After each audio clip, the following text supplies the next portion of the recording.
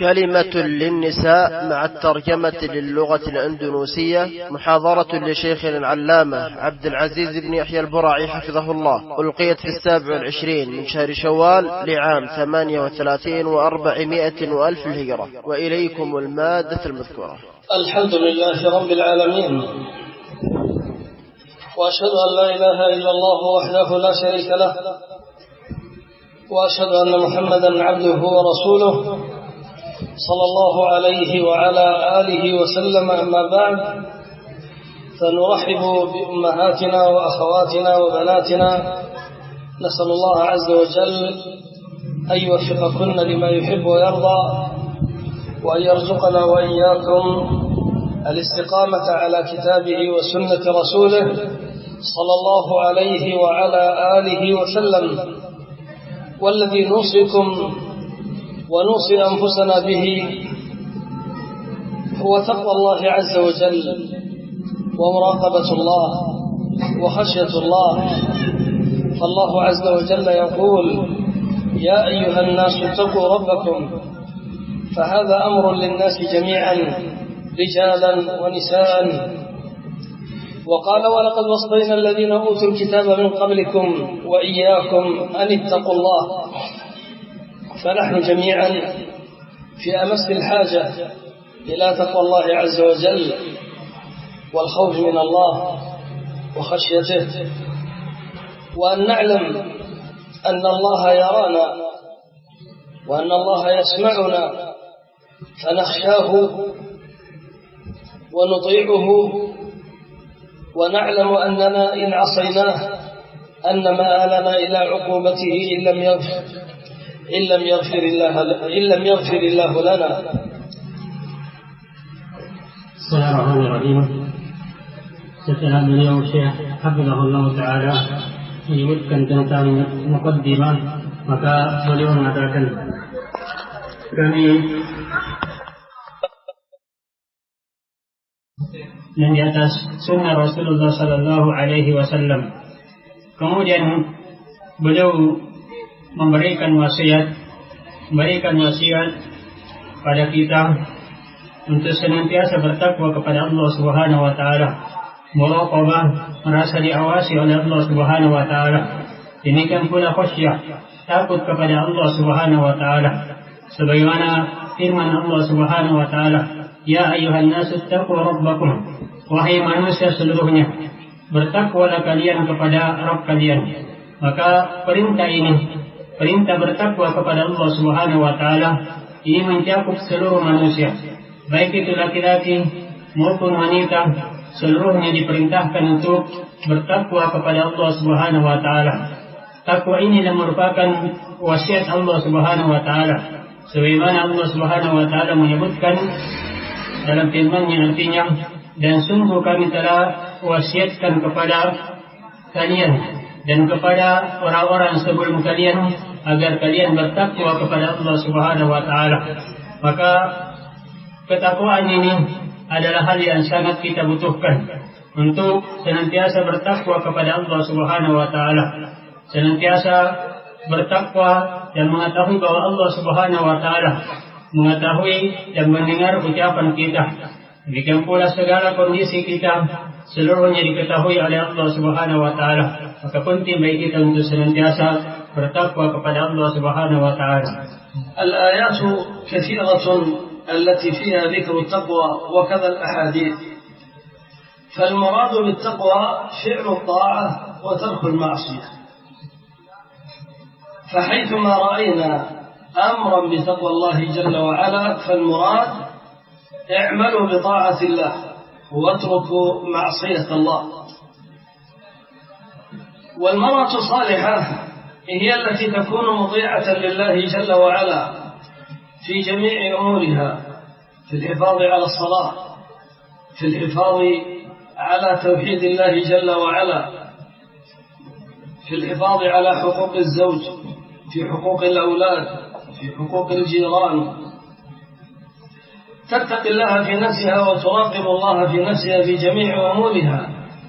وهكذا في الحفاظ على الحجاب، فالرسول صلى الله عليه وعلى آله وسلم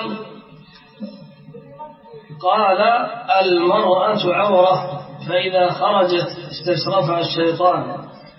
والمرأة من رأسها إلى قدمها هي المرأة عورة لا يجوز لها إظهار وجهها ولا يديها ولا عينيها ولا قدميها. ولو رأيت المخالفات في المجتمع ورأيت التبرج في أوساط النساء أنت عزيزة بما أنت عليه من الحجاب الشرعي وما أنت عليه من الأخلاق الفاضلة من التمسك بكتاب الله وسنة رسوله صلى الله عليه وعلى آله وسلم. والله يقول فإن تولوا فقولوا اشهدوا بأننا مسلمون. لا نبالي إذا استهزأ مستهزئ أو استهزأت مستهزئة بحجاب المرأة الصالحة، لا نبالي، بل تكون المرأة قوية العزيمة وتظهر بحجابها أمام الجميع ولا تبالي، بل تكون عزيزة وتعلم أن تلك المتبرجة هي الحقيرة، هي المخطئة، هي العاصية لله جل وعلا. Kemudian beliau menyebutkan bahwa ayat-ayat yang sangat banyak, demikian pula hadis-hadis Nabi Shallallahu Alaihi Wasallam yang sangat banyak menjelaskan tentang hal ini, tentang ketakwaan kepada Allah Subhanahu Wa Taala. Dan takwa artinya adalah melakukan ketaatan kepada Allah dan meninggalkan segala bentuk maksiat. Maka dimanapun kita melihat dari ketakwaan, maka itu artinya adalah melakukan ketaatan kepada Allah dan meninggalkan segala bentuk maksiat. Maka seorang wanita yang salihah hendaknya dia senantiasa bertakwa kepada Allah Subhanahu Wa Taala dalam segala perkara, dalam tauhid kepada Allah Subhanahu Wa Taala, menjaga rumah tangganya, tentang bagaimana beradab terhadap suaminya, anak-anaknya, seluruhnya dilandasi karena ketakwaan kepada Allah Subhanahu Wa Taala. Maka bertakwalah kalian kepada Allah. Demikian pula dalam pembahasan dalam permasalahan hijab, maka seorang wanita hendaknya bertakwa kepada Allah Subhanahu Wa Taala. Dan Nabi Shallallahu Alaihi Wasallam telah menyebutkan bahwa al-mar'atu aurah, wanita adalah aurat. Maka apabila wanita tersebut keluar, maka akan dijadikan indah oleh syaitan. Maka seorang wanita dari ujung rambutnya sampai kakinya seluruhnya adalah aurat.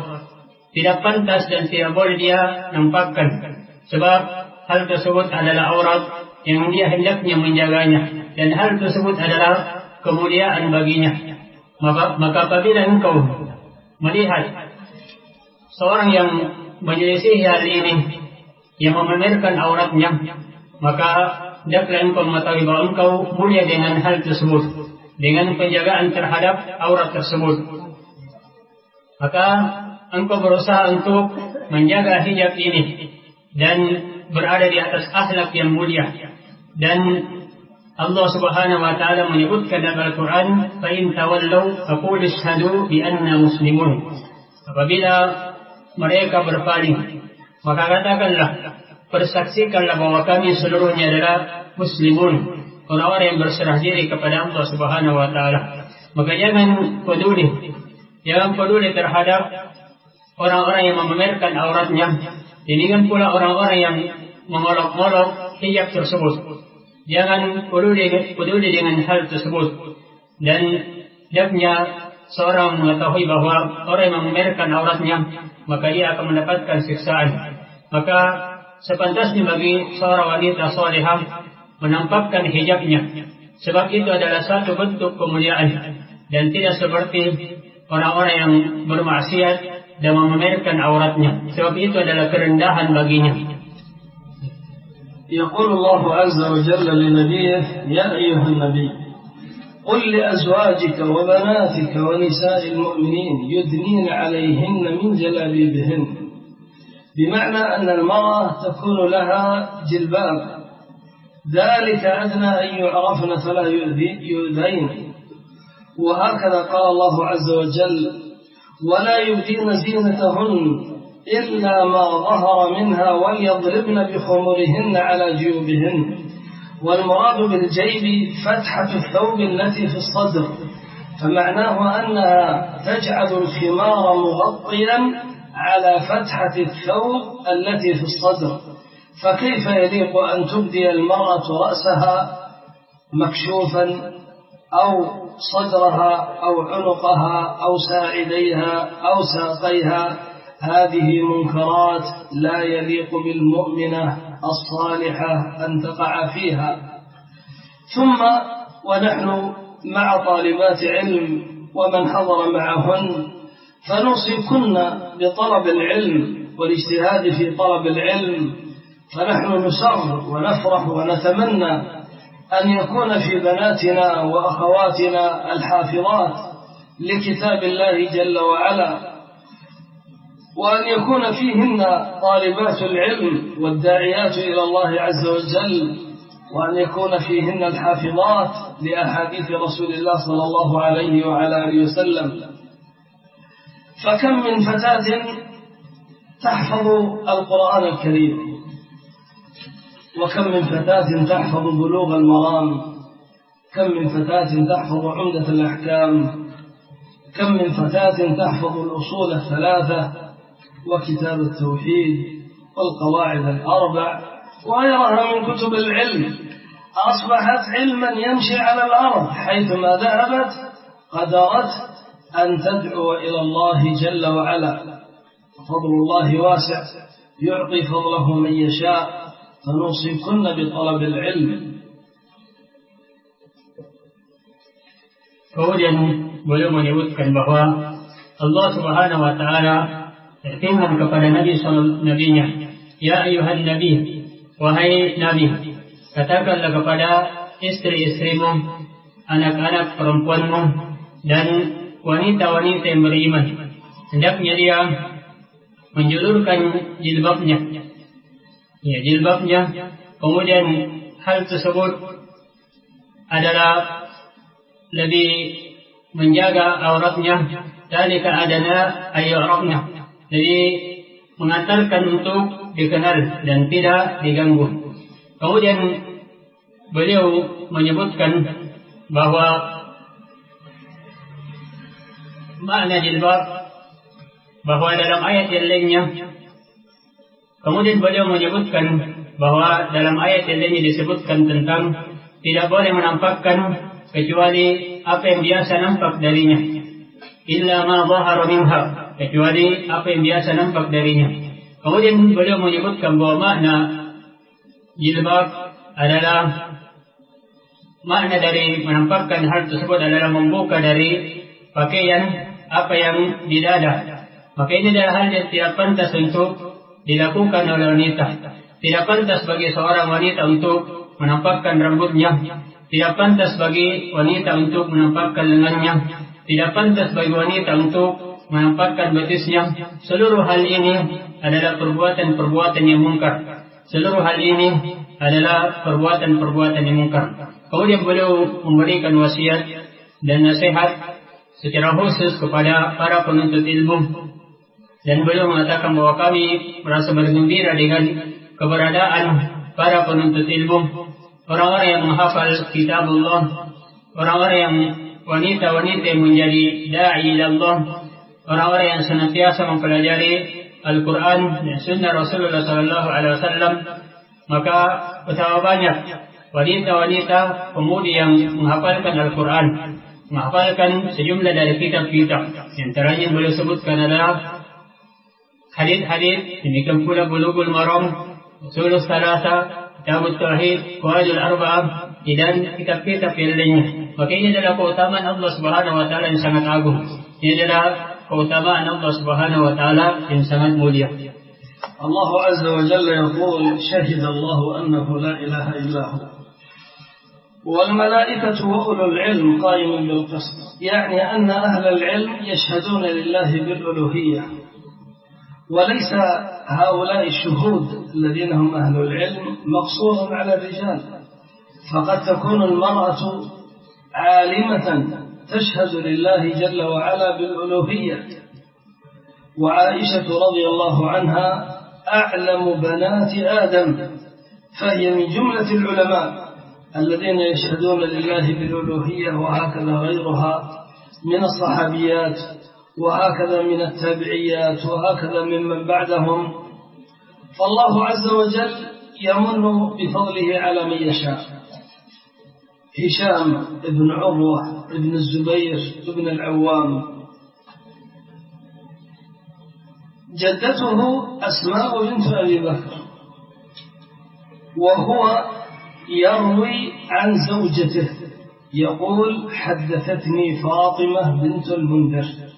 ما أكثر ما يمر في صحيح البخاري وفي صحيح مسلم هشام عن فاطمة بنت المنذر، فشيخه زوجته، شيخه زوجته يروي عن زوجته، هذا من فضل الله. فلهذا لو اجتهدت المرأة ستصبح عالمة بإذن الله، إذا اجتهدت في طلب العلم ستصبح عالمة بإذن الله. والله عز وجل يقول لرسوله: وقل رب زدني علما، مع أن الرسول يقول: أنا أعلمكم بالله، ومع ذلك أمره الله أن يدعو بالازدياد من العلم. لو نظرنا إليه في أمور الدنيا أحيانا يربط على بطنه بالحجارة من الجوع، ما قال له: قل رب زدني مالا، وإنما أمره أن يتزود من العلم. Kemudian beliau menyebutkan tentang firman Allah Subhanahu wa taala, "Syahidallahu annahu la ilaha illa huwa wal malaikatu wa ulul ilmi qa'iman bil qist." Bahwa Allah mempersaksikan bahwa tidak ada sembahan yang berhak untuk diibadahi kecuali Dia, Allah Subhanahu wa taala. Ini kan pula yang mempersaksikannya adalah para malaikat dan orang-orang yang berilmu juga mempersaksikan tentang uluhiyah Allah Subhanahu wa taala. Maka ini artinya bahwa orang-orang yang berilmu mempersaksikan akan uluhiyah Allah Subhanahu wa taala, ibadah kepada Allah Subhanahu wa taala. Maka demikian pula wanita, dia bisa masuk dalam ayat ini, termasuk dari wanita-wanita yang mempersaksikan terhadap uluhiyah Allah Subhanahu wa taala apabila dia menjadi wanita-wanita yang berilmu. Aisyah radhiyallahu anha, beliau adalah wanita yang paling cerdik dan paling berilmu dari anak Adam.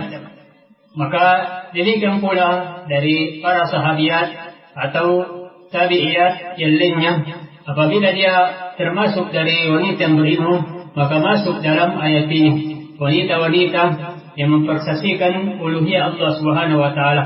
Hisham bin Urwah rahimahullah taala, nenek beliau adalah Asma bintu Abi Bakar, dan beliau Hisham bin Urwah meriwayatkan dari istrinya Fatimah bintul Mundir, dan istrinya ini sekaligus adalah syekhnya sendiri, istrinya sekaligus gurunya sendiri, dia meriwayatkan darinya.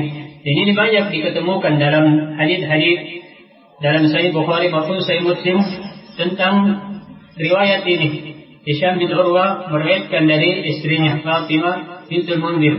Maka demikianlah seorang wanita apabila bersungguh-sungguh, maka dia bisa menjadi seorang yang berilmu. Dia bisa menjadi seorang yang berilmu. Dan Allah Subhanahu wa taala menyebutkan dalam Al-Qur'an, "Qul rabbi zidni ilma." Dan katakanlah, wahai Rabbku, tambahkanlah untukku ilmu.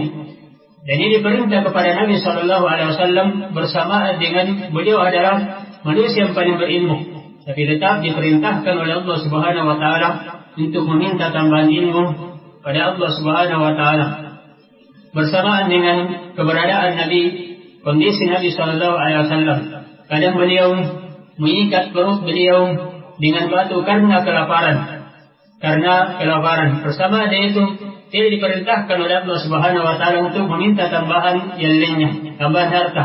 Yang diperintahkan pada beliau hanyalah meminta tambahan ilmu.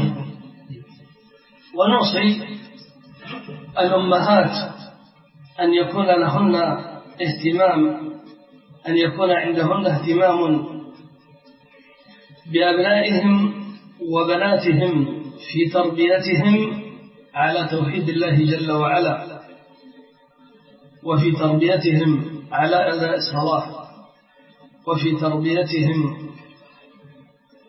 على الأخلاق الفاضلة، وفي تربيتهم على طلب العلم.